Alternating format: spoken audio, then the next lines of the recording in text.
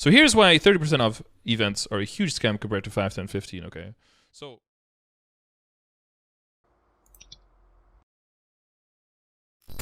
hello everyone, I'm sure you all are very busy preparing for the upcoming 5, 10, 15 event. So am I. This video is a quick discussion on the comparison between the two events 5, 10, 15 and 30%. I understand that for the better part of over a year or so, Shining Starforce has been the dominant event in MapleStory. But frankly, I was not around for that time, and I don't know how long I will be for this game to begin with. But I think it would be worth checking out the difference between the events 5, 10, 15 and 30% off and see who was right. Was it Scardor or the many endgame players who claim that they know far better? For the purposes of this comparison, we are going to be simulating against 200 level arcanes in both events, tapping from enhancement level 10 to enhancement level 22. Looking at the wiki, given the corresponding probabilities, we get the following results here on the right that we would input into the simulation program. For clarification on how we arrive at these figures, please go check out episode 1. I think it's a decent enough watch. The 30% event is an event where the prices for each of the trials are reduced by 30%, as the name implies, while the 5, 10, 15 event is an event where stage 5, stage 10, and stage 15 are changed from their original probabilities to have a 100% chance of success, with the cost remaining the same for all of the trials. Therefore, the probability statement for 30% off is just identical to what we showed previously, while the 5, 10, 15 event is one which simplifies stages 10 and 15 in our scenario. These can be identified pretty quickly by the fact that they have a 1.0 representing them in the string that is on the screen. 30% is represented as simulation 1 with an orange plot, while 5, 10, 15 is represented with a green teal plot as simulation 2. Clearly from this cost distribution plot here, we can see that the 30% off event appears to have a peak that is slightly earlier than the 5, 10, 15 peak, and the width of this curve appears to be better as well. Take note that this is for a sample size of 10 million for each of these scenarios. Unsurprisingly, the 5, 10, 15 event with its adjusted probability setting means that players are able to reach 22 stars with a lower number of taps. Does this therefore mean that 5, 10, 15 is actually worse than 30% off? It depends on perspective. It depends on what you value more. It would be useful if we were able to visualize a combination of the percentiles of cost, the percentiles of booming, and the percentiles of attempts it requires to actually succeed, and comparing all of them side by side with one another. Almost something cumulative. As a refresher, a percentile is the value below of which the percentage of population measurements are below it.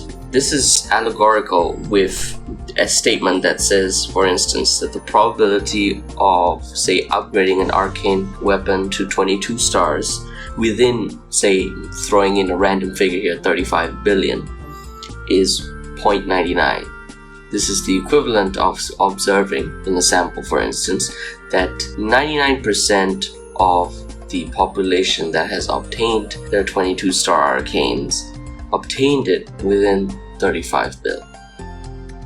That is why we care to examine the percentiles of the cost, of the number of attempts it took to reach there, and even the number of times the item got reset, in other words, got destroyed. The plots that we have seen so far for cost and for the number of attempts it takes to reach the desired stage all are distribution plots, and they are from a sample. The function that describes the manner in which the distribution changes, it would be called a probability distribution function. We do not know the function that actually describes this. However, there is also another function called the cumulative distribution function.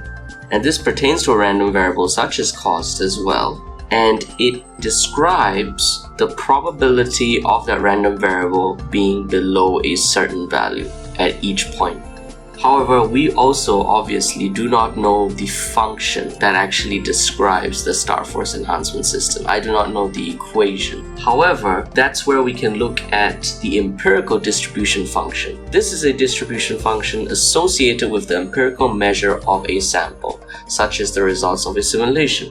The cumulative distribution function is also a step function that jumps by 1 over n at each of the n data points, much like we have just described regarding percentiles. And this is where we have an intersection of interests, and I think you will be finding that an empirical CDF is exactly what would help elucidate the situation. What we have here is an empirical cumulative distribution function for the cost for the 20 million sample size of seeds rolling for 10 stars to 22 stars for level 200 items, with the x-axis being cost and the y-axis representing probability. As you spend more money, the probability of you actually obtaining 22 stars increases. The manner in which it increases is demonstrated by the shape of these two curves. The orange one, as before, represents 30% event, and the green curve represents the 5, 10, 15 event.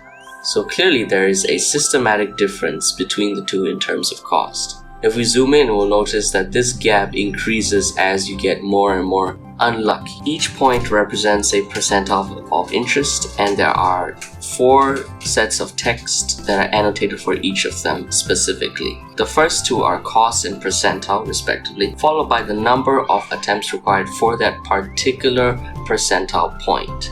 It is not a reflection of the percentile of, say, attempts for that spot.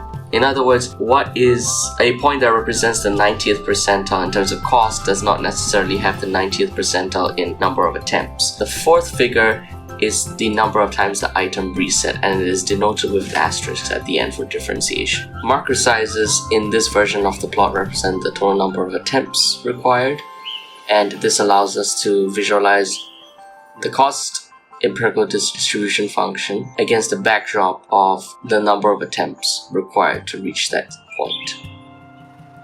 It is quite evident that generally speaking, while 30% off is in fact cheaper, it comes at a cost.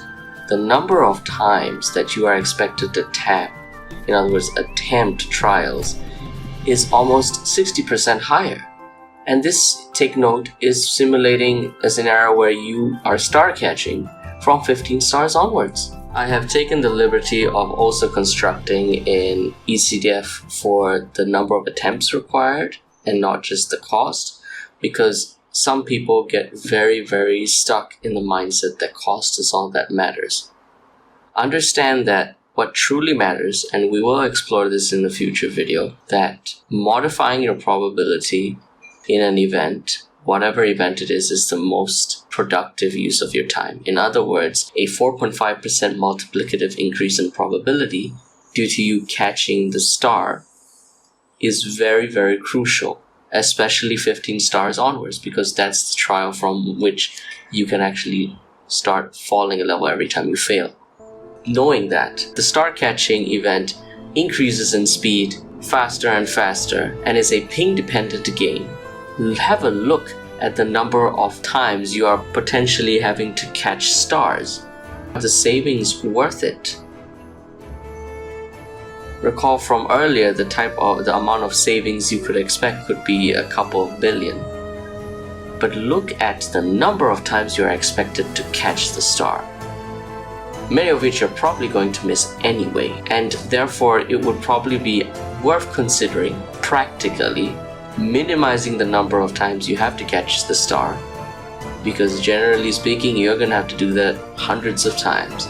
Not only that, let's have a quick look at what the booms are for each of these points here. Notice how 5, 10, 15 has significantly less booms, and this is quite ironic because a lot of endgame players, from my recollection, have often suggested that 30% off is a much better event, and Scardor doesn't know what he's saying. Well, jabs aside, this is in stark contrast with the fact that so many people keep complaining about the fact that booms exist. And yet, the 30% event exclusively makes it so that you are more likely to boom, regardless of whatever you choose to do with your money. In case you need a little bit more convincing, this is the only accompanying analytical perspective I can provide for you to consider for yourself. Looking again at the cost eCDF curve, decide for yourself how much you are actually saving by choosing 30% off versus 5, 10, 15. Perhaps you are using it on an item you have plenty of spares on. The amount that you spend in the successive percentile, is it even less than the amount you would have spent in the previous percentile on 5, 10, 15 as opposed to 30%? These percentiles here, the spacing has been chosen to be 10%. If we were to go by 5% gaps, we would have a different story. But as of right now, from my testing, it is clear to me that generally speaking, there is almost not a single instance for spending less money. Am I able to get roughly a 10% increase in chance of obtaining a 22-star item? From this eCDF curve, I see no such evidence, except perhaps in the very earlier stages. And I think this explains why some people have this perspective in the first place. I think this explains why some people think 30% off is better than 5, 10, 15. Survivorship bias or survival bias is the logical error of concentrating on entities that passed a selection process while overlooking those that did not, leading to incorrect conclusions because of incomplete data. In this scenario, I would argue that the incomplete data are the people who get lucky from 30% off. Generally speaking, look at this curve. Things get worse and worse, and as you become more unlucky, it becomes more and more progressively more difficult, according to the gradient of this empirical CDF, to actually increase the probability of you obtaining a 22-star item. In nature or in systems where errors or outliers are completely expected and sometimes even encouraged, this is absolutely fine. However, this is a video game. Look at the very last few points, for instance. These are players that often do not come back to the game. Those that stay despite this, I congratulate you. There's far greater probability that players who have fallen through the cracks, as this curve shows, aren't playing the game anymore.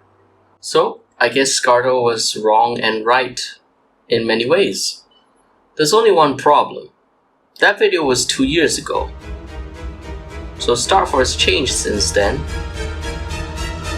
What would it look like then? Ve por la paellera, venga, que las 2 de la tarde ya están aquí.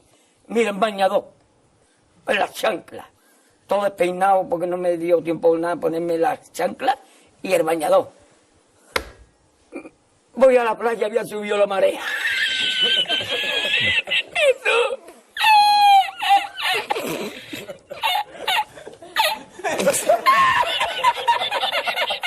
¡Tú! ¡Había subido la marea y encontré una paella!